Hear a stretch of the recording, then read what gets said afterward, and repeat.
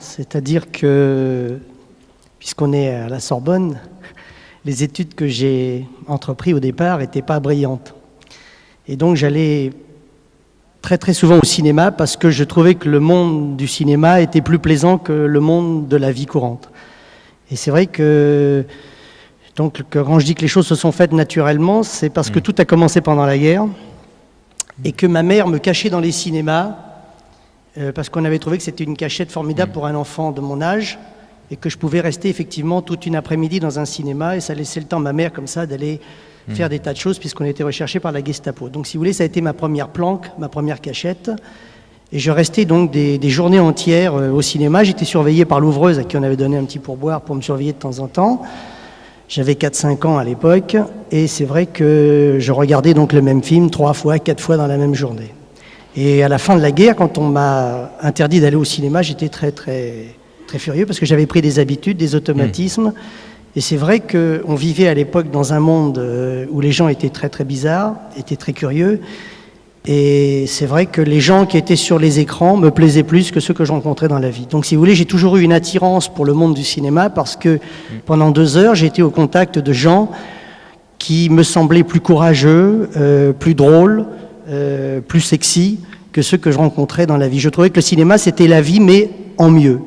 Et donc c'est toujours ce que j'ai aimé au cinéma. Et donc après, je suis allé à l'école comme tout le monde, mais j'ai toujours séché pour aller au cinéma. D'accord. Je veux dire, ce qui était une permission, une autorisation pendant la guerre est devenu tout de suite après un gros défaut dans la famille parce que je continuais, moi, mes automatismes de la guerre.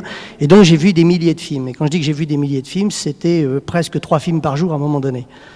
Et puis un jour... C'était où ça ? C'était à Paris. C'était à Paris. Quel quartier Alors, boulevard de Strasbourg, où il y avait... Alors, c'est vrai, ce qui est important de dire, c'est que j'ai commencé par voir ce qu'on appelle des films B. Je dirais même C.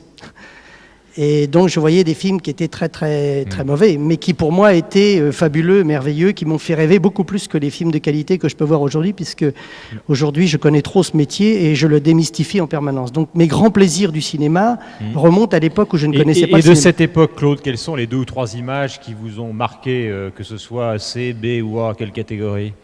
C'était les films d'action. C'était les films d'action. Genre j'aimais pas les films d'amour. J'attendais que la scène d'amour passe. Et puis vous ne sortiez pas quand même ? Non, je ne sortais pas, mais j'étais gêné. J'ai toujours été gêné de voir des gens faire à l'amour à l'écran et ça me mettait mal à l'aise. J'attendais les films d'action. Après, j'ai adoré les films d'amour puisque... Alors, on va en venir aux questions, mais il y a quand même quelque chose qui me turlupine un petit peu, parce qu'hier, il y avait Luciano Benetton. L'endroit où nous sommes ici s'appelle la Cité de la Réussite. Oui. Lui, il a fait des études, Luciano Benetton, relativement courtes. Vous aussi, ce qui fait que, si je comprends bien, la clé de la Cité de la Réussite, c'est surtout de ne pas foutre les pieds ici, quoi, si j'ai bien compris. C'est vrai ou c'est faux ? J'en sais rien, c'est peut-être démagogique ce que je raconte d'ailleurs, mais... Non, je crois que c'est un peu excessif. Ça fait beaucoup quand même. C'est un peu excessif parce que c'est un peu excessif. Mais c'est vrai qu'apprendre les choses sur le tas, ça a des tas d'avantages et des tas d'inconvénients. Moi, c'est vrai que tout ce que j'ai réussi, je l'ai d'abord raté. Et c'est ma grande école, ce sont mes échecs. Je veux dire, tout ce que j'ai pu apprendre, je l'ai appris d'abord...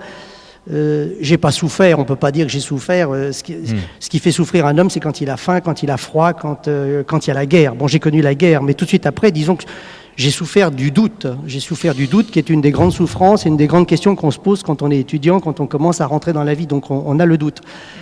Non, je crois que la culture telle qu'on nous la propose aujourd'hui, elle est effectivement inquiétante parce qu'elle pourrait commencer beaucoup plus tôt. Je crois qu'on la commence trop tard. Et je crois qu'il faudrait la commencer très très tôt quand les enfants sont inconscients et ne se rendent pas compte, et avant que leur personnalité naisse. Mais c'est vrai que, bon, moi j'avais du mal à écouter mes professeurs. C'est vrai que je les prenais pas... J'avais pas envie de les écouter parce que je sentais qu'ils étaient pas... enthousiaste parce que je les sentais pas convaincus de ce qu'ils me disaient. Donc j'ai pas été très très attentif à l'école, c'est vrai. Mais par contre, dès que je suis rentré dans la vie et dès que j'ai eu des cicatrices, toutes ces cicatrices m'ont montré le chemin. C'est elles qui ont été véritablement mon guide. Si vous voulez, j'accorde énormément d'importance au passé parce que j'ai vraiment le sentiment que le passé construit l'avenir et c'est pour ça qu'il y a tant de flashbacks dans mes films. Donc c'est toujours comme ça que j'ai procédé.